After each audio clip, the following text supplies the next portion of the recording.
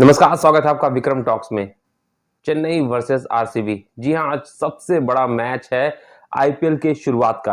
आज से आईपीएल की शुरुआत हो रही है और हम सब जो क्रिकेट प्रेमी हैं वो लगातार इंतजार कर रहे थे कि कब वो पल आएगा। तो वो पल आज रात को 8 बजे आ जाएगा जब चेन्नई के खिलाफ आरसीबी मैदान पे उतरेगी।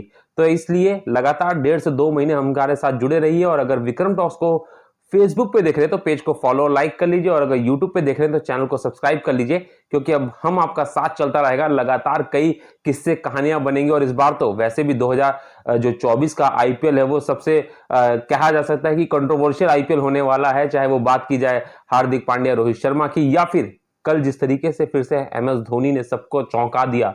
मैदान पे आते हैं, प्रैक्टिस करते हैं और एकाएक खबर आती है कि धोनी ने कप्तानी छोड़ दी और ऋतुराज गायकवाड़, यानी ना तो रविंद्र जडेजा को कप्तान बनाया ना ही किसी पुराने खिलाड़ी को, बल्कि ऋतुराज पे ज्यादा भरोसा किया, जो कि इस समय ओपनिंग बल्लेबाज है। उनके ऊपर जिम्मेदारी दी गई है कि वो अब सीएसके की डोर संभालेंगे और भविष्य में भी उन्हीं को कहीं ना कहीं धोनी बहुत कुछ सोच समझ के फैसला करते हैं।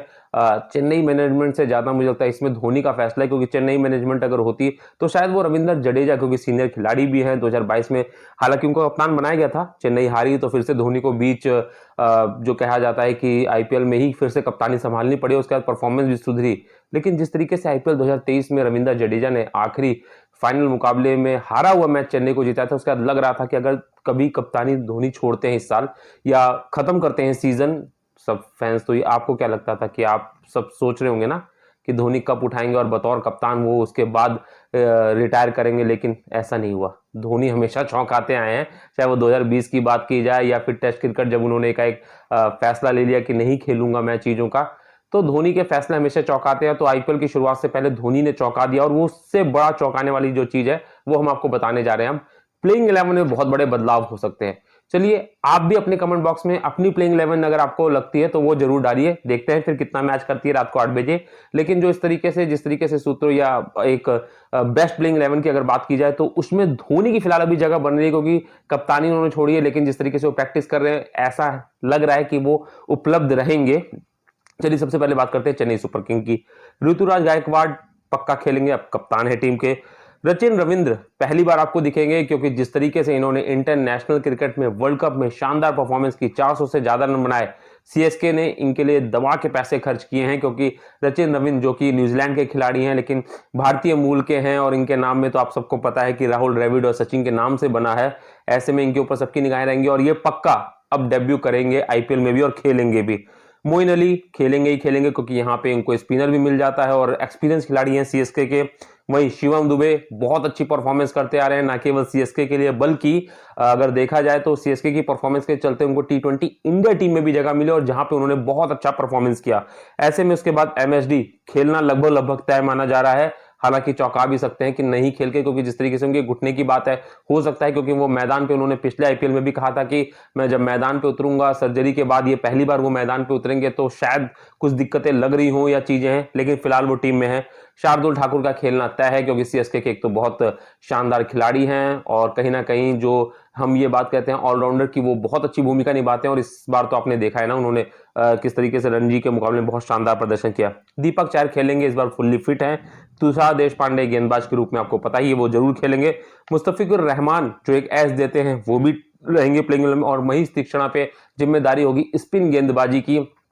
श्रीलंका के गेंदबाज हैं, मिस्ट्री गेंदबाजों में से इनकी गिनती की जाती है। तो ऐसे में प्लेइंग 11 लगभग यही होने वाली है। आपको क्या लगता है, यही रहेंगे या चेंजेस होंगे? कमेंट बॉक्स में जो बताइए।